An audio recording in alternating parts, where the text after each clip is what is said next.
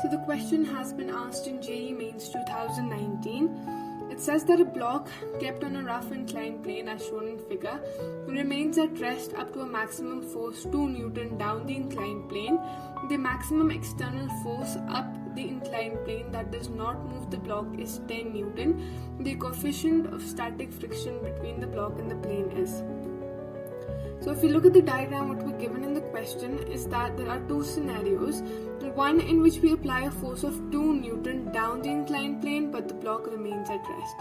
And the other scenario is wherein we apply a force of 10 Newton up the inclined plane but again the block remains at rest. Now, in both of these cases, we have to find the coefficient of friction using these two cases. Now, if we look at the first case, we're going to have mg acting vertically downwards. One component along the slope is going to be mg sine theta, and perpendicular to it, we're going to have mg cos theta, which is going to be equal to the normal. And opposing its motion down the inclined plane, we are going to have a force of friction acting in the opposite direction. Now, if we look at this particular scenario, we are going to have a force of mg sine theta plus 2 Newton acting down the inclined plane and the force of friction opposing its motion acting up the inclined plane.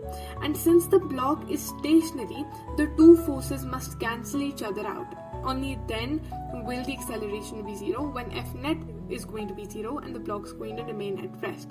And F net is going to be zero when the force of friction and the force acting down the slope are going to be equal and opposite to each other, and they're going to balance each other out. So force of friction has to be equal to mg sine theta plus 2. Transposing, we get 2 equals mu mg cos theta, because force of friction equals mu times normal. We know normal equals mg cos theta, so force of friction is equals mu mg cos theta minus mg sin theta.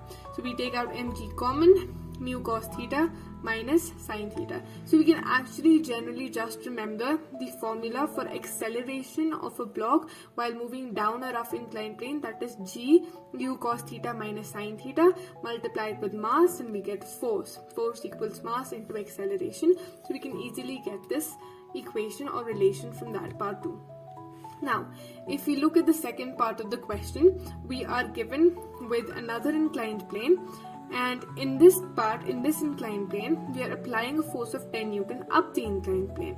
And down the inclined plane, we're going to have force of friction and the component of mg or the weight, that is mg sine theta. And since the block is again at rest, this force that we're applying in the upward direction must be equal and opposite to the force acting in this downward direction. So 10 has to be equal to mg sine theta plus force of friction. Again, we know that friction equals mu times normal. Normal is again going to be equal to mg cos theta, so it's going to be mu mg cos theta. We're again going to take mg out as common, and we're going to have sine theta plus mu cos theta. Again, we can simply use the formula for acceleration of a block that is moving up the rough inclined plane, which is equal to sine theta plus mu cos theta multiplied by g. So this is the acceleration into mass will give us the force. So we keep these two equations as 1 and 2, and what we do then is that we divide 1 and 2. So on dividing 1 and 2, we get 10 upon 5, 10 upon 2. That's going to give us 5 divided by mg, and mg are going to cancel each other out. This is sine theta plus mu cos theta divided by mu cos theta minus sine theta. We multiply this entire term with 5, so we get 5 mu cos theta minus 5 sine theta equals sine theta plus mu cos theta.